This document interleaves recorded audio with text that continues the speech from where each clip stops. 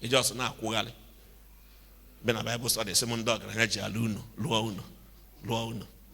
Moto, we so moto, so moto. We have a one alomafo. Ghent. End of 2 years, Pharaoh had a need. I want that business simply means solving problems. Ije na China, fe any word like problem. It's an English word when if you have a problem. Igbo na akpo ya nsogbu. Ki ya Hausa na akpo ya? Damwa. Tekishi. Ikishi. That is problem. Can you say Yoruba na akpo ya? Ko ma su Yoruba? Chioma echende na su Yoruba. Yoruba nke ga di ko ye. Manije na Chinese language, e ya fo danwo, e ya fo ikichi, e ya fo problem, e ya fo nsogbu. Ife ha na akpo ya bụ opportunity. Ihe na akpo problem. China na akpo ya. Nwa from nwa on eje nursery school, on eje primary school. Ife ọma, ihe agi nwa mas problem. Mathematics will be able to solve this problem. Find one word like problem. How replace it with opportunity. So one ne to echi free again one problem. Or again opportunity. If a mindset. I was doing a business teaching in a freshman conference in the Niger Diocese last year. A woman never. So now what problem to your opportunity? We say okay, can you look for problem there around your area? One woman be near, we will be mbawa. Now call them dustbin. Now street if I near na gasa dustbin. Nya oni be near. Be near ane. Kochaya. Nsi oya have a problem. What's the more serious problem? Nsi no bule China. Ni for ya we have opportunity. Nse mana mo afọ opportunity a nse ma ife ye me jail wo ife eje kpofu dustbin e chota space debie tinye secretary itunye nnukwu akpa 500 naira itunye obele akpa 200 naira etu nke ntonto 100 naira onye le onye receipt iwe na checkmate ye na opportunity amucha amu nya ka nnatala oluho ezigbo olube 2 months. Somebody else, somebody else on the class. One near pick if I had that lady mail. Yeah, that lady. Near Jamie. No, now walk. Say, am I could not walk until a quarter tight. Although last week, or one tight 50,000. Which means we'll make about 500,000 nifa.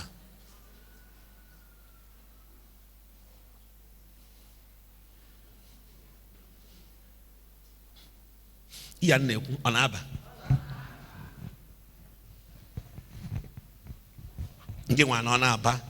And then the government but and dance sepa. You have an opportunity. You know, dance sepa. So Pharaoh had a dream. And behold, he was standing by the Nile. And look, from the Nile there came up 7 cows, sleek and fat, and they grazed in the marsh grass. Anti na ESV. And behold, 7 other cows, ugly and thin, came up out of the Nile after them. Okay. After them, and stood by the other cows on the bank of the Nile.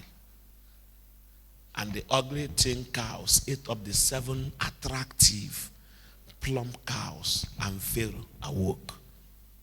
And he fell asleep and dreamed a second time. And behold, 7 ears of grain, plump and good, were growing on one stalk. And behold, after them sprouted 7 ears, thin and bleated by the east wind. And the thin ears swallowed up the 7 plump full ears. And Pharaoh awoke, and behold, it was a dream. So in the morning, his spirit was troubled.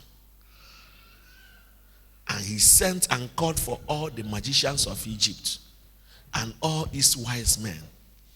Pharaoh told them this dream, but there was none who could interpret them for Pharaoh. Then the chief cupbearer said to Pharaoh, I remember my offenses today.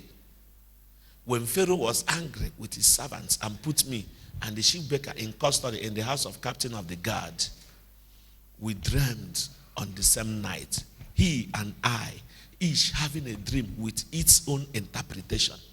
And a young Hebrew was there with us, a servant of the captain of the guard.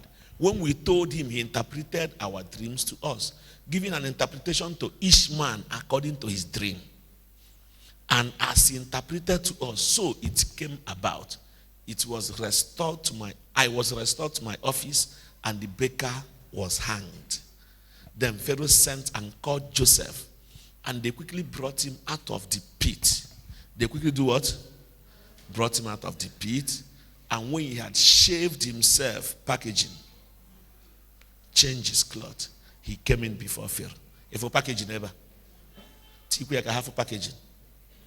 Before Jeben and Pharaoh, Omegin, wa for any of my car voya, which I see change ya kwa. Ki wasala kwa the interpretation of dreams. E batagodu na nke Pharaoh. Pharaoh emegini. Ona batage. Ona batagodu gi. Packaging. Kampu eba. Kanga lije na packaging. Kwa ale popom ni henchi ikuta. Manefina before abana nke Pharaoh. Oje emegini. Package yo mwe. Aya kanja yo maboga. Package yourself. Aya se hoge baloto. Aya se hoge expose we ife kwesili di n'ime. God in ilo. No. Mana package yourself. Nwoke fugodu no ginu. Eto. Ijesi na eyi meri amaka. Ilo fu skate. Ina gena zilo. Dress godu ka nwa abogo. Dress godu ka nwa abogo. Dozi onwe gi. To isi ye fit gi me. Cho ezigbo yoli ye fit gi tinye. This smart. Mama to. Before Joseph babe Pharaoh, omegini. True. Obo so gi na eme sister o. Je pa office o wo na esi. Ya to. Onye no debe no change oche, iche na anointing. Isi gi na esi isi. Je sa. Wash it. Na Joseph ko package lo onwe. Wejebebe Pharaoh. He are able to interpret dreams. You should know at that point now Pharaoh be need Joseph. Above Joseph need Pharaoh. But yet he had to package himself. But yet or package you away. Nyakaya bogi, Kabia Guegu, Yili slippers, Putaputani whoever, Yili slippers, Yili neka, Puteba, Kolo, Mbo wane nenegi. You see, on our mind, mind the unknown. Oh, yeah, don't mind my voice. Listen to why am I mind your voice? Package your voice. Say, on our mind, the voice and mind the focus on the wordings. Don't mind my voice. You will be able to package yourself. If you Joseph now, wow. Imano ifa, ucha ka kelafa wanya. Nuami. Akwya nnedi root kelafia nami ucha ka obili root no di sharp ucha ka obili root o si root on if for Boaz na Boaz bokwa na our relation Boaz ya nu nkwa no ge o si angwa je sa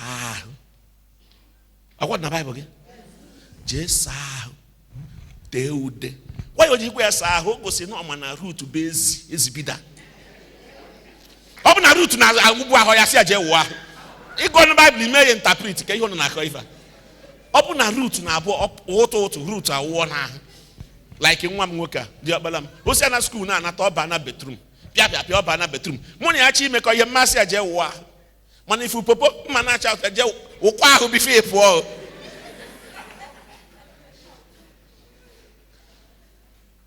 So ihe ejikwa root ihe o ji wee dị specific si root jee ụwa bụ na ọ mana root nwere ike teta ụla jegide ozi ọkụ ọfọ wube ahụ otu ịma na onwe m agbọghọ dị etu a mgbe ahụ isi aba anya ahụ ọwụgodo ahụ pụta isi ahụ na-apụta nwa obele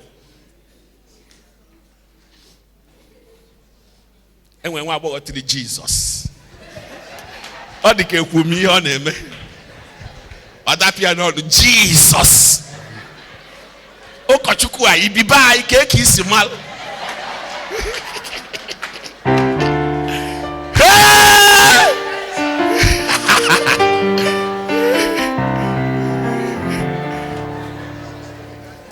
Root choma cholum verse ya root chapter gin root sia nwami sia bifi jebe kwa na nke Boaz jeme gin ewa ide ude change akwa dị mma o gosi na root ama packaging yet ọ na-achọ di oge ha na ntị advice Noami wa te ude yile akwa dị mma piam ọnọdị gị nke na akọlụ m ife ifekwa Joseph ịmakwa na onwe ka afọ ọnụ m ya esi dị ntutu m adị ihe ọsọ m na-ekwu ebe a ihe ha na-anụ afọ ọnụ m ka ya na-enene ihe iji anụ ihe m na-ekwu kịta bụ na-eshi evu m ọfụma ma mma nwoke power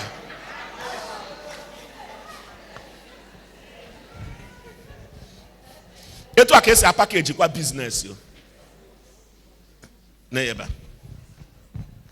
Never. Then Noami, her mother-in-law, said to her, my daughter, should I not seek rest for you, that it may be well with you? Yes? It's not Boaz, our relative, with whose young women you wear. See, he's winnowing barley tonight at the threshing floor. Wash therefore. Do what? Wash. First one, do what? Tell me here in Igbo. Tell me in Igbo.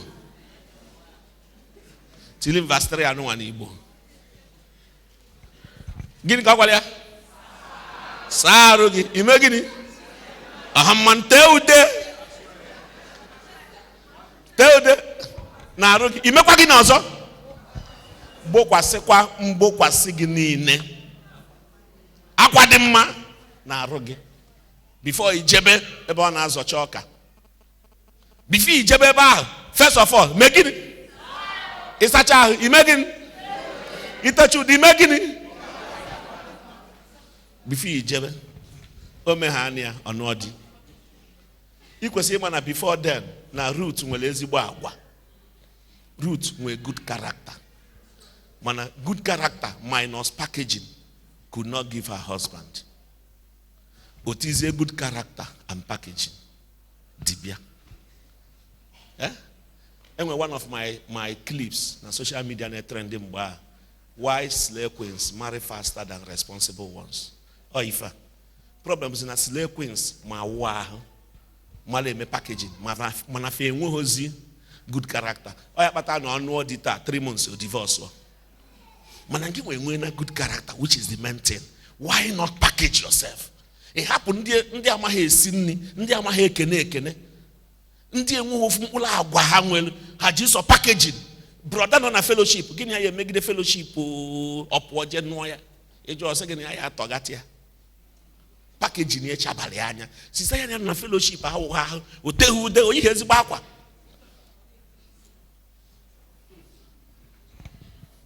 abụọ ya ka nchi ikwuta Chioma why ji wepụtakwa n'ife akịta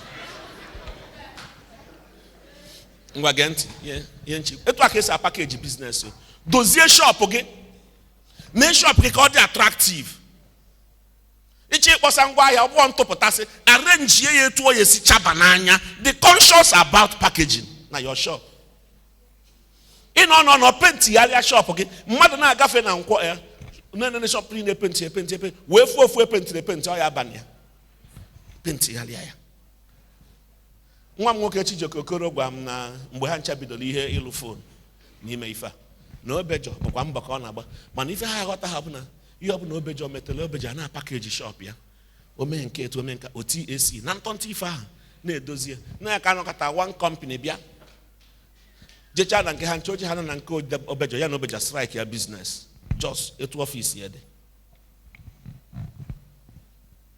Now before Joseph jebebe Pharaoh, he took time to do what? BOYII, change akwa. Ọ naghị ibukwa ife o bu n'ime o. Problem bu n'ime chaziri ife niile a enweghị nke ibu n'ime. Akpọ gas man of God, yiri mgbomgbo suit, yiri ezigbo shoe, yiri Italian, yirizie ya pụta ofu mkpụrụ anointing adịghọzi. So, when eba n'ime sugide sota anointing agwọghọ ga package n'onwe gị. Joseph bụ anointing eji akọwa nlọ, yet he took time to package himself. Kasị gị na abụọ jesi na-agba no sister. Ịma na ndị otu anyị nwe club anyị support ndị anyị na TV ndị jesi fa makale ka nna support ozugbo. System dia jesi dịkwa ya ọ bụghị njọ. So, a package onwe wee baa na nke Pharaoh. Ngwa Bible now take more time. Mma chịkọta in the next 10 minutes. A package here, batazie na nke Pharaoh. Pharaoh wee call ya nlọ ahụ. Kwa ishetali ya? Yes. O wee si Pharaoh, the dream was given to you in 2 forms. Because heaven has firmly decided na fa yemifa. O wee bido gwabia, say na efi asa ha efulu bulu ibu represent 7 years of plenty. If you are also represent 7 years of famine or Ghana. Are you with me now? The same thing with Oka follow Maloma, not 7 years of plenty. Oka Talaho was 7 years of famine. Ni any gwena wage, Bona you 7 years of plenty and no gacha. Now you 7 years of famine. And those famine bido, agua who bido. Now ye chetasne welumbe. Enweluni.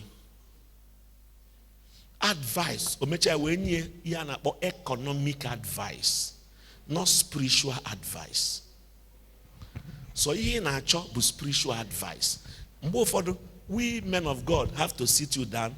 I teach you spiritual. I teach you economic. I know. I teach you health. I am here. I double their area. I teach you.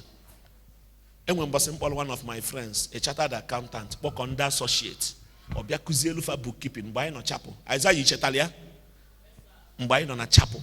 No, what an apple one nilo. If I want a milk or laptop, when Nicholas Aqua nilo. On your Isaiah Batana church also. On your warden. Eco if I went out nilo. If we can, it can do mostly a some mother from Bossanuka. So, now, when you economic advice, am I your Gwalia? Osia, during the 7 years of plenty, don't squander everything.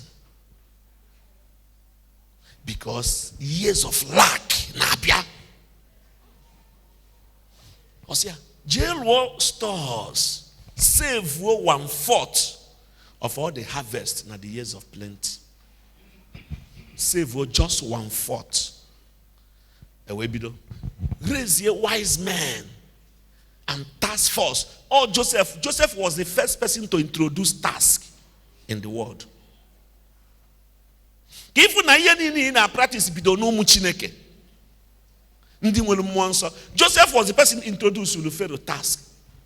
See, onye kochu ubuye harvest chaya na the government ya analia 1 out of every 4.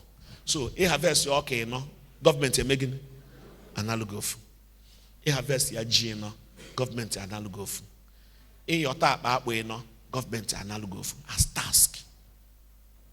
Na ye diche na nkefa na nkai bụ na soludo na achụghalị ndị keke mana ya ha afọ ife aha na achụghalị ndị keke.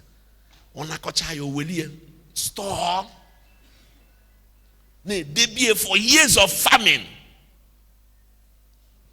Osia na ime ye you will escape. That economic advice made Egypt the first world power. Manachon ki nwa idea na mgbe ahụ need in Egypt 7 years ya na need na Canaan. 7 years I need in Egypt. Need in Obudoni na hobiano na ego ni in Egypt. Ha nwelu ni mana they lack this information.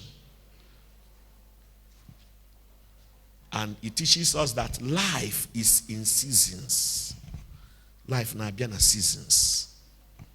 After season of plenty, I am a season of lack. One thing religion may lie, religion may lie, religion may lie, and we don't study nature, we don't study life.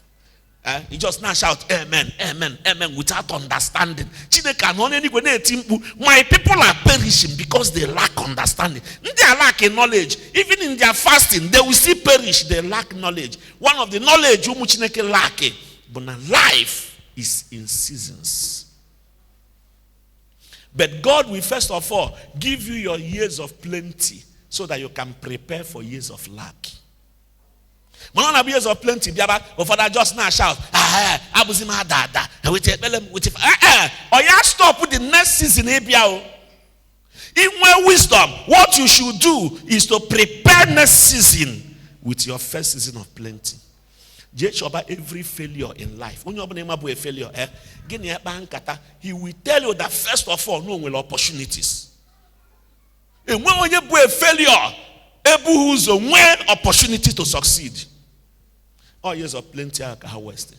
Yeah, obage na mgbe mpempe na sikwa no mjeba akwụkwọ nsi na maya agụ ana force nsi na maya na mgbe na agba boy na ogaghị na asị m wetu na nje afulele opportunity enyele years of plenty o wasted when no labor nota.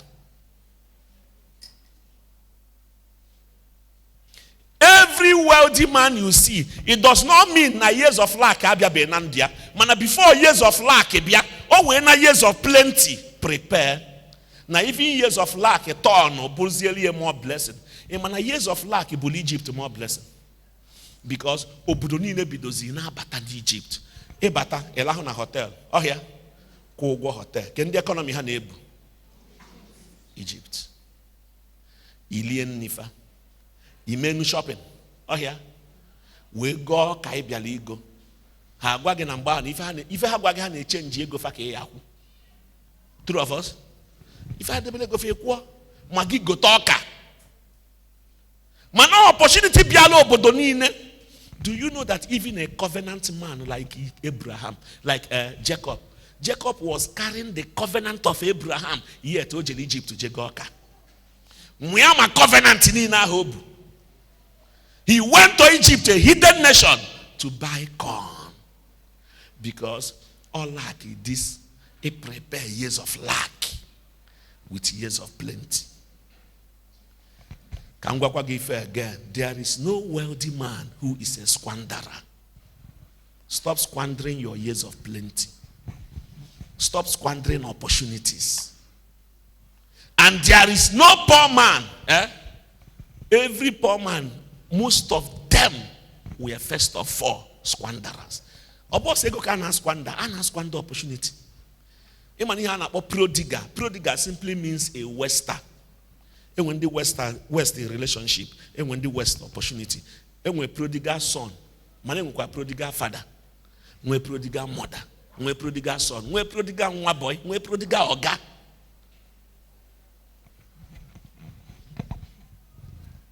Up as a young person, one of the first 100,000 batagaka, the yembo piano bigi bu iPhone. So it's also the gift yalahu. As a young man, everyone was in test the lomo. Buy no chapel. Boy hater. Well 100,000. Ye bishop. Say Azumi niha be gogi. I want to teach them something that day. We are sitting in a very good mood. Say bishop, say Azumi niha be gogi. Kehi GM. I say Agoya, I got you. I say not 100,000. I say okay. I'll use 5,000 and buy some things. Then I'll put 95,000 in my account. See okay. I say I one negi wine. Or when you are done wine, I'll go back gotcha. I say assuming near a begogi, this is your money. What will you do with it? Yeah. Adam, why? Yeah. Anyway, I will buy shoes. I will buy bag. Where the Siba be here again go no. Mfuni yo choli go 100,000 they go 10 years.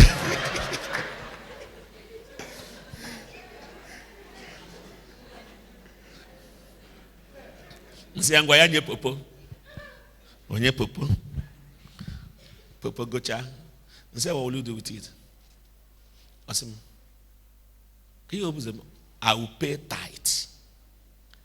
After paying tithe. I don't know what to do again. No. Wow, I'm Moluna. I had 9 years or thereabout. See, okay. So, Bidona Akuzi has here. See, Bishop, if you put it in the bank, that means your money is not working for you. The first step to wealth is to save. The second one is to invest. By the way, it's here going to Nigeria. We might not depreciate. It's Nigeria. 1 million in went a bank last week. Okay, 1 million. So I was teaching them. Yes. You pay tithe. Very essential. Manana age when he na kawale make investment on agata. Adam why can say no answer ga bahocha. Now that is why other countries came to buy in Egypt. If you don't manage your years of plenty, you will go and serve those who manage their own, even with covenant, even with speaking in tongues, even as a child of God. Jacob was carrying the covenant of Abraham, yet he was going down to Egypt to buy corn because he could not manage years of plenty. No preacher should tell you, in Jesus' name, and shout or amen. Life is in seasons. Prepare tomorrow. And when they prepared so much, now lockdown was their best time. True of us?